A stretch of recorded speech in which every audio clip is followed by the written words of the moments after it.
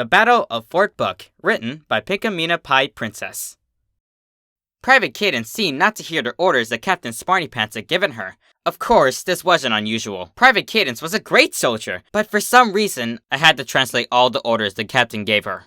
"Private!" I barked. "Did you not hear Captain Smartypants' orders?" Cadence giggled. I glared. A private was not supposed to giggle at her superiors. I read that in a book about military rankings, and a general, which who I was the highest rank ever. A private was on the very bottom. "No, General Twilight ma'am, I do not speak that language," Cadence replied. I glared until she remembered to salute, which is what you're supposed to do to a general. She seemed so confused from my glare for a few minutes, until she remembered protocol and saluted. "She said to guard the east end of the fort. Now go, go!" I ordered. I was very good at ordering. I was a general, after all. "Ma'am, yes, ma'am," Private Cadence replied, with a silly grin on her face, and saluted again. "And no smiling! Captain Shining Armor will be attacking Fort Book at any moment now. We must be prepared. Army people don't smile." "Ma'am, yes, ma'am," Cadence said again, this time struggling to keep a straight face. I don't know what she thought was so funny. Fort Book was the most stunning fort of all of Twilightopia, the glorious land we were defending from the evil Emperor Shining Armor, who was also my big brother, but that's not important.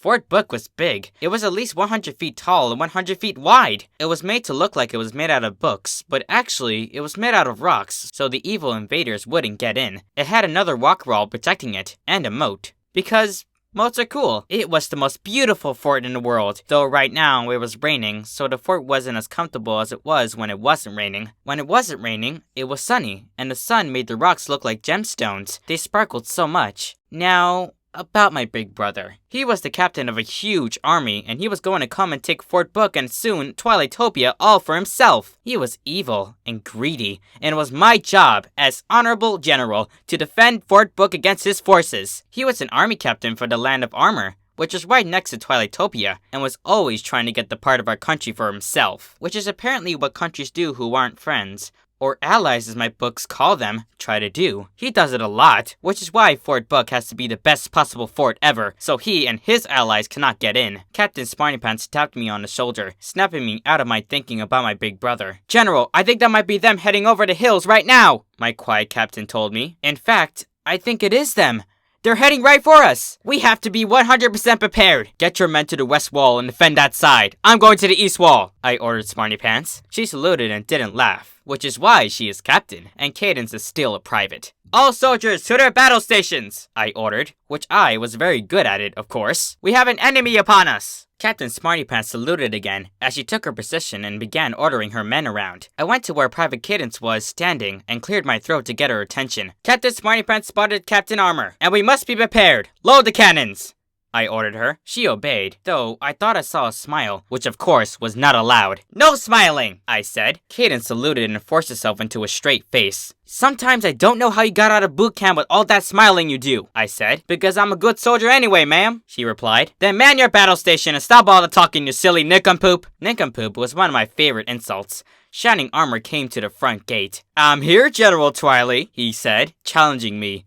"What you gonna do about it?" "This!" I said, and yelled, "Fire!" to Cadence, who fired a cannonball at Shining's face, where it missed and landed with a whump. Another cannonball was fired, which hit members of his army in the face, and they slowly fell to the barrage of attacks from the amazing Fort Book. "Keep firing, Cadence! We have to hit Shining Armor! He's the leader!" "Right away, General," she said. Cadence fired her last cannonball, which hit Shining Armor right in the face. "We won! We defended Fort Book!" I said, as my brother fell over. "Ow, Twily!" my big brother said. He wasn't really evil. He was really the best big brother in the whole wide world.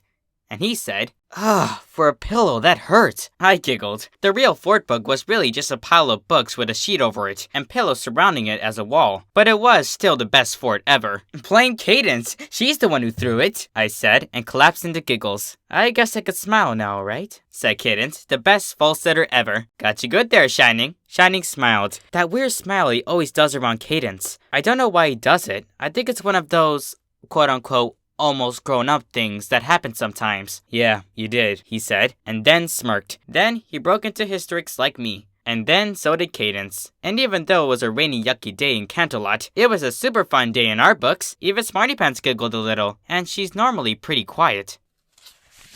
The end. Hello, Ray Pony. Snogwritts here. Hope you enjoyed the reading. If so, be sure to leave a like. And if you haven't already, subscribe for more readings like this one every Saturday. Alright, that's it for me. This is Snogwritts, signing out.